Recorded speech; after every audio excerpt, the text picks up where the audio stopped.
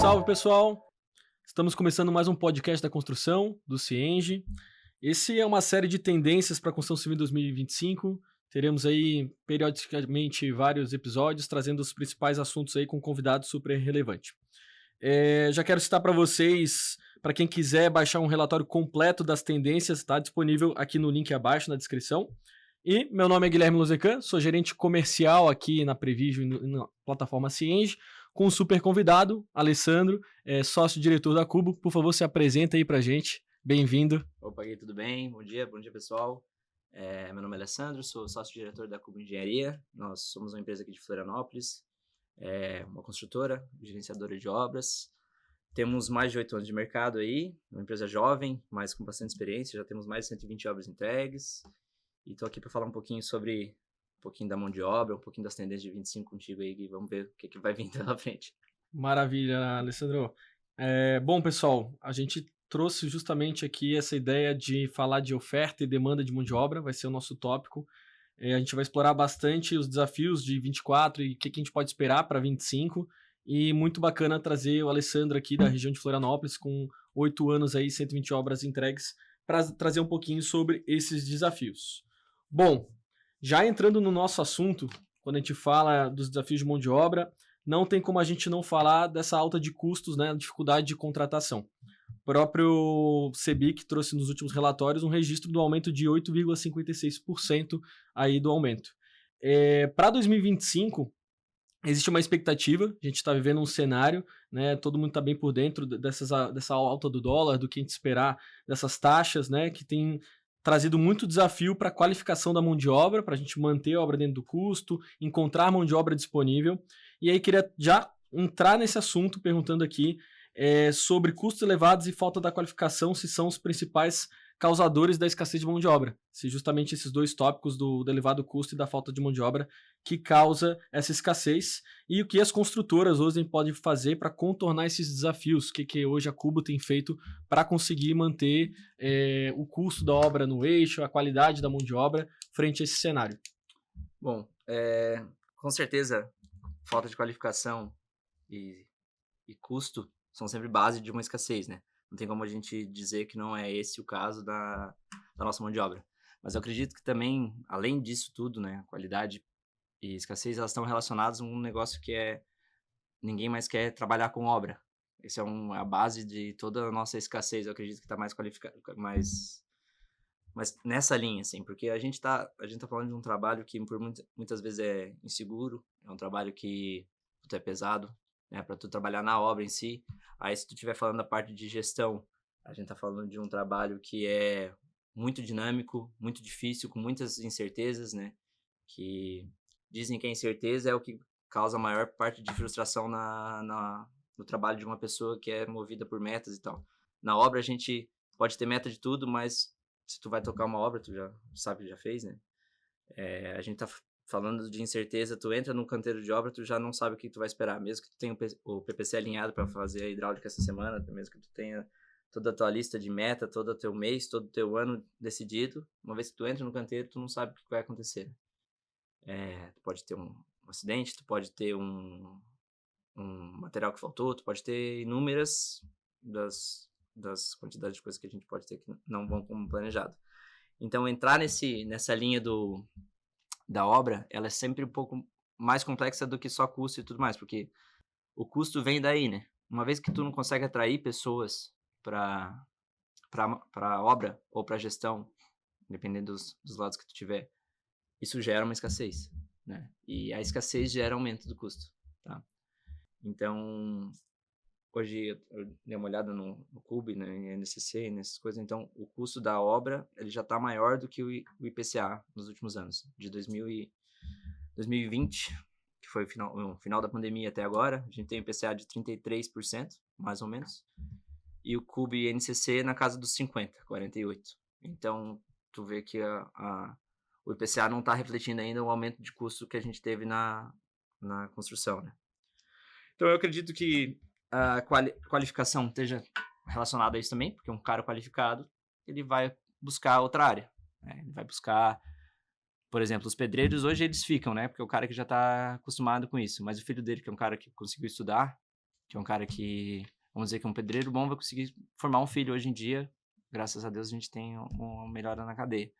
Mas para esse filho virar um pedreiro, né? A princípio tu tá falando do cara que o pedreiro não é o melhor pedreiro, ou porque ele teve uma liderança muito grande em casa, que daí o cara vai ser formado para virar mestre de obra e empreiteiro, né? Mas a tendência é que a pessoa saia do ramo, né? Que ela não queira mais estar fazendo o que o pai fazia, que chegava em casa todo dia às 7 da noite, morto, e saía às 5 da manhã, né? E a gente vem falando no passado desse desafio da escassez de mão de obra, porque está muito atrativo a gente hoje falar de tecnologia, né? Por exemplo, hoje é muito fácil tu trabalhar autônomo, falando da mão de obra, né? Quando a gente olha para a mão de obra, é muito mais tranquilo ele talvez credenciar num Uber, né? Trabalhar com iFood, entregas, porque tem sido, como tu falou, mais segurança, dá mais segurança do que ele ficar lá fazendo força, né? Um trabalho mais difícil. E aí a gente até trazendo alguns dados, a gente teve um marco bem grande em vagas abertas, né? A gente está com o terceiro ano consecutivo com uma média próxima a 400 mil vagas aí na construção civil, justamente por essa dificuldade. Eu vou dar uma misturada aqui sobre os temas que a gente está discutindo, porque essa questão de tecnologia atrair para fora do mercado, que é o que a gente perde essa mão de obra qualificada e fica escassa, também poderia ser usada para torná-la atrativa, né? Hoje a gente tem visto as estratégias para trazer as ferramentas digitais, tecnologias, né? A gente vem falando de inteligência artificial, que melhoram a produtividade, tanto lá na gestão, que é uma cadeia que também a gente vê escassa, quanto também dentro da obra, né? E aí eu queria te perguntar hoje, como que o uso de tecnologias inovadoras pode ser usado para melhorar essa produtividade, essa eficiência da mão de obra, uma vez que ela é escassa, né? E também como que eu posso fazer isso olhando para os custos, porque se a mão de obra está escassa e aumenta o custo, pô, vou entrar com mais tecnologia. Então quem está escutando aqui pode pensar, pô, então eu vou investir de novo, vou ter mais custo. Como que tu tem olhado isso para dentro da obra, com métodos construtivos, com materiais, né, com novas metodologias e também, claro, ferramentas tecnológicas, como a gente vem falando aí de RPs, né, sistema de gestão. Antes de continuar o bate-papo, que tal já colocar as dicas desse episódio em prática? Separamos na descrição um relatório gratuito sobre as tendências da construção civil em 2025. Nele você vai acessar os dados mais atuais sobre o perfil e demanda de mão de obra do setor. Também incluímos recomendações para te ajudar a captar e qualificar trabalhadores.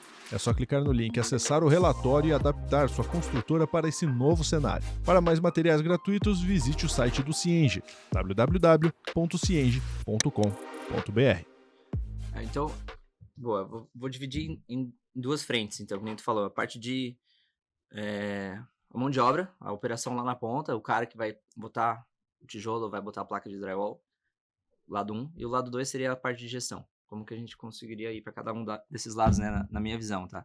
O lado 1, que seria a parte de operação da obra, né, a parte de construir efetivamente, de colocar o material na parede e empilhar, são metodologias mais novas para construir. Porque se tu parar para pensar, o trabalho de empilhar tijolo é um trabalho que não é o mais inteligente possível para fazer uma obra. Bem artesão, né? Então o cara que vê o pai dele empilhar tijolo todo dia e não quer fazer isso é a mesma coisa, certo? Então eu entendo que a maneira que a gente consegue atrair as pessoas para construir, para colocar a mão na obra, seria trazer sistemas construtivos mais inteligentes, né? Então vamos fazer o simples aqui, falar do drywall, depois a gente pode ir para... Então, se tu parar para pensar o drywall, tá? O drywall cada vez mais vem se viabilizando nas obras. Primeiro, pelo custo maior da mão de obra de construção normal, que o cara não tem pedreiro bom. Tá caro, né? Tá caro, a escassez tá ali, então tu vai contratar um pedreiro, o cara vai ganhar 2 pau na semana, 2.000, porra. E eu trouxe uns números aqui também. Em 2020 a gente já fazia drywall, a gente faz obras comerciais e tal, leves, são obras rápidas, a gente já aplicava drywall lá e aqui. Então eu tenho o mesmo fornecedor desde lá até aqui, tá? Então esse cara em 2020, ele cobrava R$40 a parede, 1 metro quadrado. Então, e esse mesmo cara hoje cobra R$50 o metro quadrado, tá? Então a gente tem um aumento de custo da mão de obra de 25% nesse caso, tá? Porque ele já era caro lá atrás. Do PCA e do Cube no Exatamente, mesmo... ele já era um cara caro lá atrás. Porque ele é um cara especialista, um cara especializado. E tem muito cara que não é especialista porque era um negócio que estava começando, certo? Então se tu parar pra pensar, o custo da mão de obra do drywall não aumentou. em relação ao IPCA, ele está abaixo do IPCA. Então, esse é um fato. Aí a gente tem também, eu trouxe aqui, deixa eu pegar minha cola, materiais de drywall, tá? Então a gente tem nas placas e nos montantes de drywall 35%, eles são alinhados com o IPCA. Então eles seguiram o IPCA. Aí na mão de obra de civil normal, a gente tem, pelos números que eu tenho aqui, 45%. Então eles estão bem alinhados com o CUB. Então a gente tem a discrepância aí do custo da mão de obra de civil, que é um trabalho pior, aumentando mais do que o trabalho industrializado. Então a tendência que a gente tem é que esse trabalho industrializado, ele venha a ficar cada vez mais viável, porque tu vai ter mais mão de obra dedicada a isso, porque é um trabalho mais inteligente. Então eu acredito que, no sentido da mão de obra, dar treinamento para esse pessoal, provavelmente a cadeia da construção inteira vai mudar para uma cadeia mista de alguma coisa de estrutura de concreto, que na verdade é uma mão de obra especializada. Então as nossas estruturas de concreto são bem feitas aqui, o Brasil sabe fazer.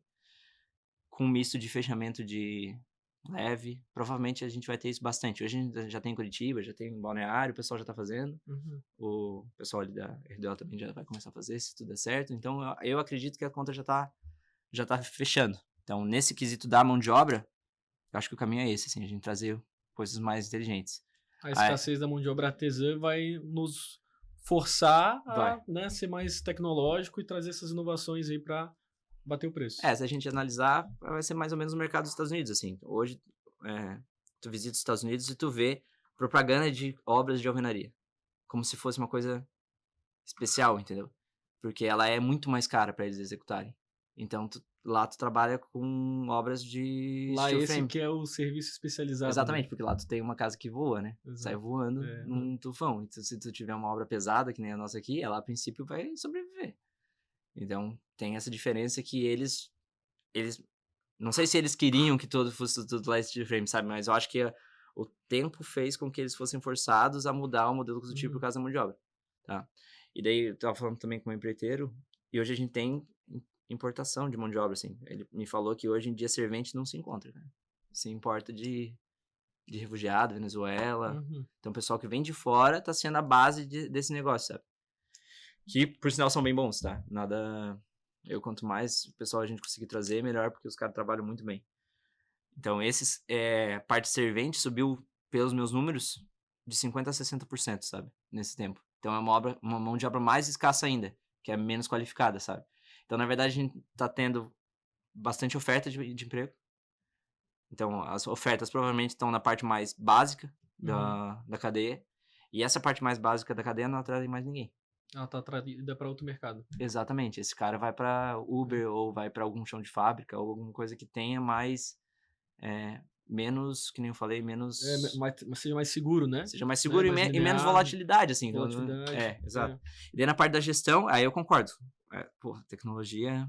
Hoje a nossa empresa, a gente vai em todos os Constru Summit, a gente vai em todos os eventos que a gente consegue da cadeia para tentar trazer o máximo de tecnologia possível para nossa empresa, né? Hoje a gente tem cliente Cienge, Constru Market, Prevision, Inmeta, tudo que é possível aí a gente consegue, que a gente consegue trazer, o amostra que a gente está trazendo agora, tudo que é possível trazer a gente coloca, porque a gente sente uma melhora na cadeia muito grande, assim. Como a gente trabalha com muitas obras de alta velocidade, né?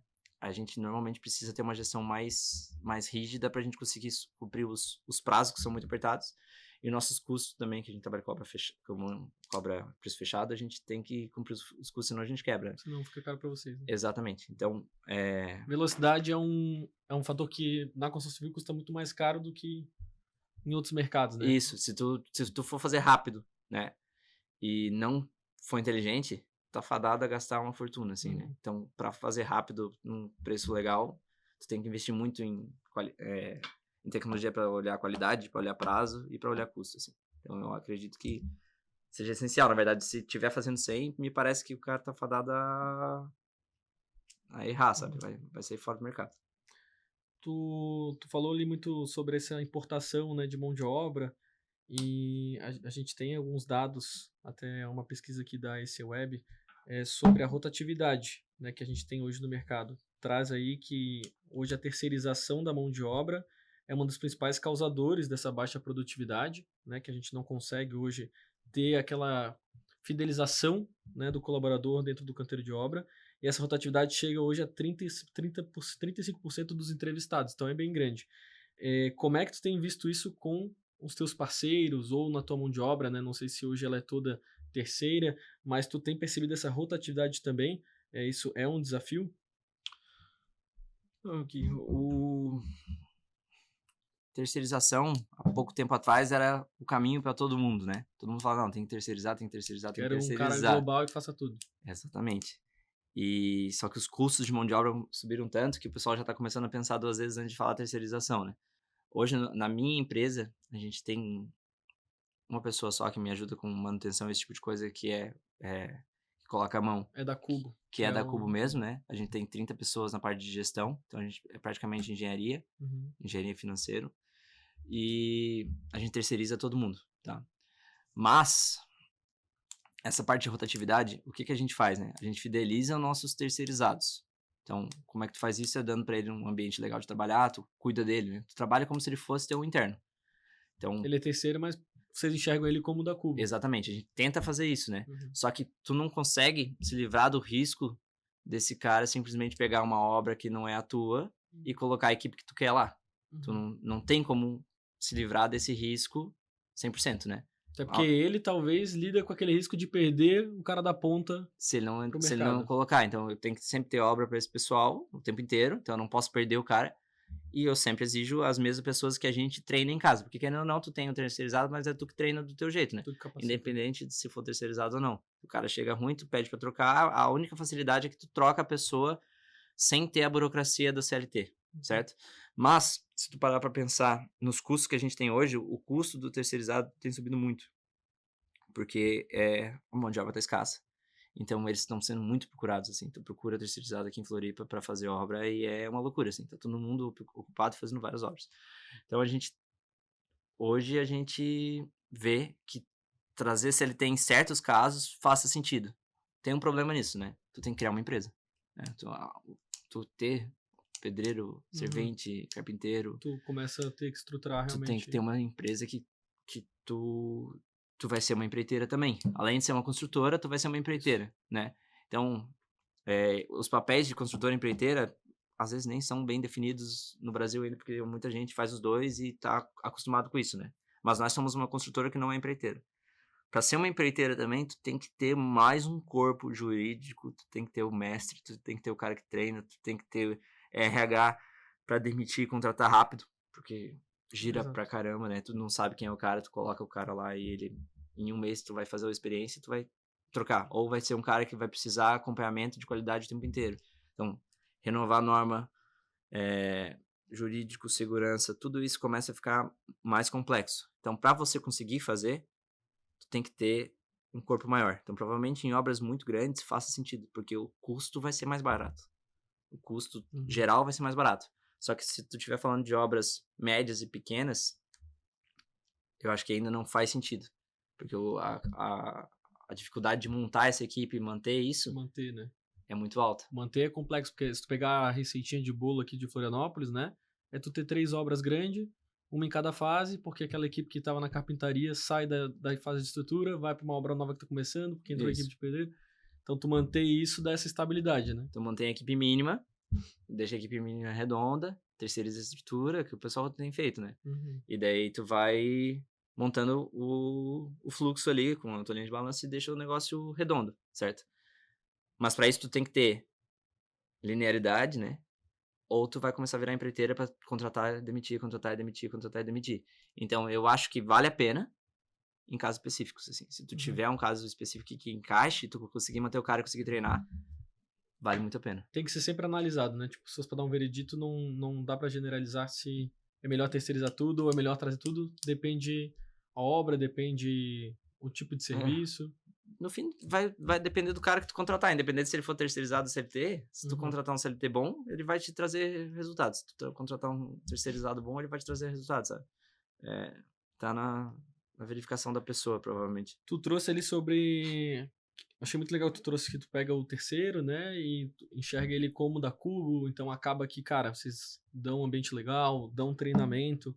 Então, assim, até uma pergunta que eu ia te fazer, como vocês têm feito para reter e capacitar esses parceiros, né, manter essas equipes fiéis num mercado que, como é muito competitivo, é muito fácil ele ir para a obra do lado por preço ou mudar de região, né? A gente vê muito isso de obras que mudou o empreiteiro às vezes 4 vezes na mesma obra. Então, o que que a Cubo tem feito como esses treinamentos, né? Se quiser dar até exemplo desses treinamentos, como é que vocês fazem isso para proteger essa parceria com as mãos de obras terceirizadas? Eu acho que treinamento, a gente faz pouco treinamento efetivo, a gente tá sempre do lado e a gente vai treinando pontualmente, assim, não, pô, não é assim, chapisco não é assim, reboco não é assim, placa não é assim, então fica do lado do cara, a gente não dá, tipo, cursos de Sim. treinamentos, né? Então, como a gente tem uma equipe de gestão grande, a gente consegue acompanhar de perto. Então, isso é Pegar uma uma coisa... sessão de trabalho junto dele e dizer por que que é assim. Exatamente, isso para mim é mais eficiente do que um treinamento que tu larga o cara, né? Então, mas eu acho que é entender a pessoa. É mais ambiente do que treinamento, sabe? Pagar bem, né? Faz diferença, né? Mas eu tava falando com o meu empreiteiro aqui e ele me chamou a atenção pro jeito dele e é parecido com o nosso, né? Ele falou assim, não, hoje a gente paga entre 1.600 e 2.000 numa semana de pedreiro, que é um pedreiro caro, mas todo mundo paga isso. Não é só porque eu pago isso que eu trago o cara. Mas o cara me conhece, ele sabe que se ele precisar eu vou ajudar ele, então ele fica comigo. Então, na verdade, é mais ou menos nessa linha do que realmente importa, sabe? Tu tem um cara, tu se importa com o que ele tá passando, tu vê que ele não tá trabalhando bem, tu pergunta se tá tudo bem, tu garante o material pro terceirizado é importante, tu garantir frente de trabalho pro cara. Que não pode parar pra ele, é muito custoso. Exatamente, ele trabalha na empreitada, né? Então, se tu tiver uma obra organizada que garante material, que quando tu não garante material, tu fala, pô, eu errei, vou fazer assim, não vai acontecer mais. Quando o cara garante, tu faz o cara admitir também que, pô, eu errei, sabe, ter essa relação transparente, que é a mesma relação que a gente tem com o nosso cliente, né? O nosso cliente interno e externo, a gente trata bem parecido. Então, trazer esse cara com transparência, trazer pra casa, assim, trazer ele pra conversar, né? Porque no final das contas, eu passo mais tempo com esse cara do que em casa, né? Então, ter um parceiro é o que funciona, assim. Tu ter um parceiro. Tu transformar esse cara num parceiro, sabe? E na parte de gestão também, pessoal de engenharia, funciona da mesma maneira, né? Hoje em dia todo mundo queria trabalhar numa startup, né? Então tu não vai conseguir fugir um pouco desse sentimento de trazer pessoas jovens, transformar um ambiente jovem. É a mesma coisa, fazer o one-on-one, cuidar da pessoa, perguntar como ela tá, estar perto, né? Então hoje com 30 pessoas a gente consegue ainda ter uma cadeia mais próxima e o pensamento não crescer muito justamente por causa disso, porque para manter esse padrão, senão tu perde a mão. Então é difícil tu crescer bastante com manter essa cultura, né? Para manter a cultura. A cultura hoje é muito importante, né? Até a Previsão conseguiu montar, a gente usa de referência e a gente acredita que a gente tá conseguindo chegar num lugar bem legal, assim. Então eu acho que isso tem muita força, tipo, muita força mesmo para reter talentos, né? A gente quando aqui na parte de tecnologia, própria Prevision, assim, a gente sempre tentou evitar ser visto como um fornecedor, e eu acho que é a mesma ideia, né? Esse relacionamento de fornecedor e cliente, não, é de parceria mesmo, né? Exatamente. Poder contar com a pessoa. Eu achei muito legal, tu falou assim dessa questão de cultura, então se fosse para trazer nesses pilares, assim, cultura, né? Então vocês buscam muitas pessoas que compram essa cultura, acho que o parceiro também, então eventualmente se não se encaixa, faz parte, acontece, vocês acabam encontrando outros parceiros. E processos, né? A gente falou de tecnologia, processos, como é que é isso dentro da Cubo hoje, assim? Vocês gostam de mapear, desenhar os processos, desenho com parceiro, para cada etapa da cadeia, seja mais na ponta, seja na construção, ou na gestão, na engenharia em si mesmo? Processos é a nossa meta desse ano, assim, então é uma meta macro do ano, é a gente desenhar os processos que a gente tem, porque querendo ou não, a gente tem muito processo, né? A gente tem muito processo de planejamento, orçamento, dentro de obra a gente tem processo de entrada de obra, saída de obra, checklist de obra, então a gente tem bastante processo que não estão escritos, e também isso é um impeditivo pra gente crescer, né? Então tá na mão dos nossos líderes ali, todo mundo sabe os processos porque cresceram junto conosco, mas esses processos para nós são muito importantes, né?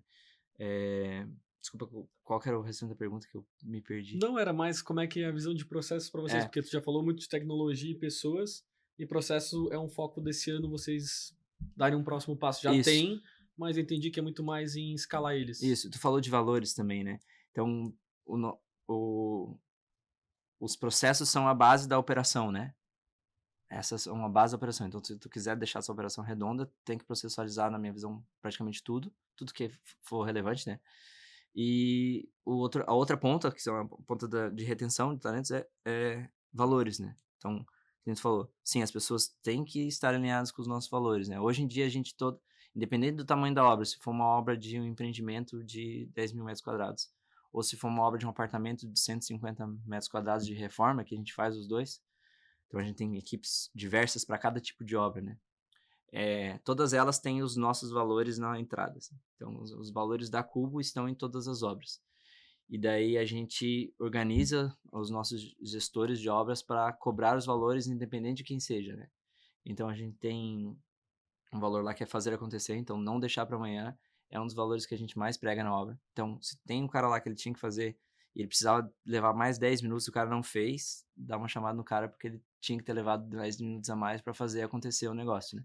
Então, isso, a gente tem 4 valores, os 4 são pregados na cadeia toda e, pô, a gente tá praticamente doutrinando as pessoas nos valores porque eu acredito que essa seja a base de funcionar a terceirização, de a gente reter a nossa equipe e tudo mais. Cara, tá muito difícil trazer gente, né? Então manter essas pessoas é muito importante. A gente tinha 2 vagas abertas, eu vou trazer uns números pra ti, 2 vagas abertas na parte de gestão, tá? A gente teve 157 inscritos, então as vagas estão aí, as pessoas estão aí também, não é uma quantidade pouca. Procura boa. De 157 a gente conseguiu filtrar só 9 pessoas que a gente achou que valeriam uma conversa. Que vale pro cargo. Das 9 que a gente... 3 dessas a gente achou que valeria para uma próxima conversa. Então, tipo, tá pouco qualificado, sabe? Sim. Então, a gente sente que o mercado tá escasso não só na ponta, como também quando a gente fala de gestão, né? Isso. Então, uma vez que tu seleciona esses 3, pô, imagina quantas pessoas no mercado estão querendo esses 3, né? Então, se tu conseguir trazer o cara para dentro, se o cara for bom, não pode deixar ele sair, né?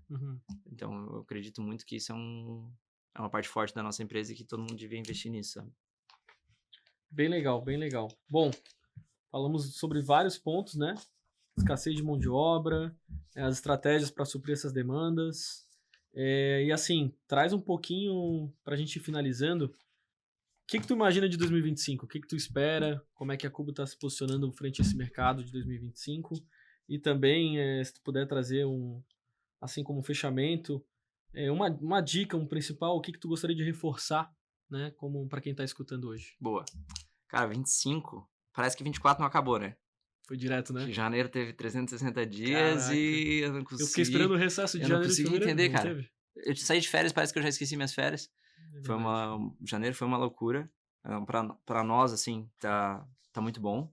A gente conseguiu entregar as obras que a gente queria entregar no ano passado e conseguiu começar as obras que a gente queria começar esse ano. Então, praticamente a gente não teve gap, o que pra nós, com obras rápidas, é um problema, né? Encaixar uma na outra sem ter nenhuma perda é bem importante para nós, então a gente teve isso.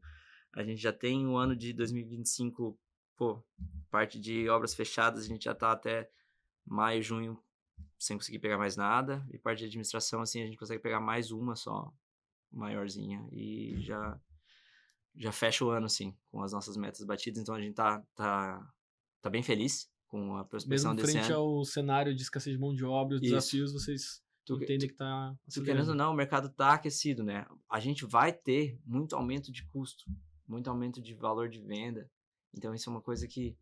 Mas, nos parece que ainda tá aquecido, né? Com a alteração da parte de impostos ali, tributária, e a parte desse custo aumentando, pode ser que a gente tenha um custo por metro quadrado muito alto, assim. Mas aí, por sorte, a gente também tem a nossa empresa já está preparada para retrofit, a gente sabe fazer todas as coisas que vêm com outro cenário, sabe? Diversificar. Exato. Né, o teu foco de então, produto. A gente gosta de pensar que a gente está bem posicionado para qualquer um dos 2 cenários, né? E, cara, eu acho que isso só se dá pelas pessoas que a gente tem, sabe? Não tem outra. Então, se for para ter uma frase do dia, Se tu achar uma pessoa boa, não deixa ela sair, seja ela terceirizado, seja CLT, seja engenheiro, seja estagiário, sabe? Que essas pessoas estão ficando cada vez mais escassas. E a maneira de fazer isso é cultura. Cultura, relacionamento. Independente se for o pedreiro, se tu trouxer ele pra tua cultura, ele vai pedir pro empreiteiro terceirizado dele pra ir pra próxima obra tua. Mesmo que ele fique um mês sem produzir, sabe? É bem provável. Isso acontece com a gente e é bem provável que aconteça com a tua empresa, se tu tiver uma cultura legal, assim, de ter parcerias. Show! Top a conversa. Obrigado aqui, Alessandro, diretor sócio aí da Cubo. Bom, pessoal, quero reforçar o convite, esse podcast da construção, essa série de tendências para 2025. Ele acontece aí quinzenalmente às terças-feiras, às 6 horas, tá? O link para acessar grátis aquele relatório que eu comentei no começo tá também na descrição. E, como mesmo o Alessandro falou, Constru Summit. Já garantiu os ingressos? Quantas pessoas vêm? Nós vamos em 7 a princípio. Veio ano passado? Fomos ano passado, foi bem legal. Acho que vale a pena com certeza, assim. Tanto que a gente aumentou, a gente foi em 4, agora vamos em 7. Maravilha, a gente antecipou um pouquinho esse ano, então a gente vai fazer, essa edição vai ser dia 4 e 5 de junho, então vai acontecer um pouquinho mais cedo, era em setembro, e conteúdos, ingressos já à venda, primeiro lote, fique à vontade, o Alessandro já garantiu dele, e até a próxima, pessoal, obrigado aí. Valeu, obrigado Gui, obrigado pessoal, até a próxima. Esse foi o episódio de hoje. Aproveite para nos seguir no YouTube, Spotify e Cienge Comunidade. Espero você em mais um Cienge Podcast da Construção. Até mais!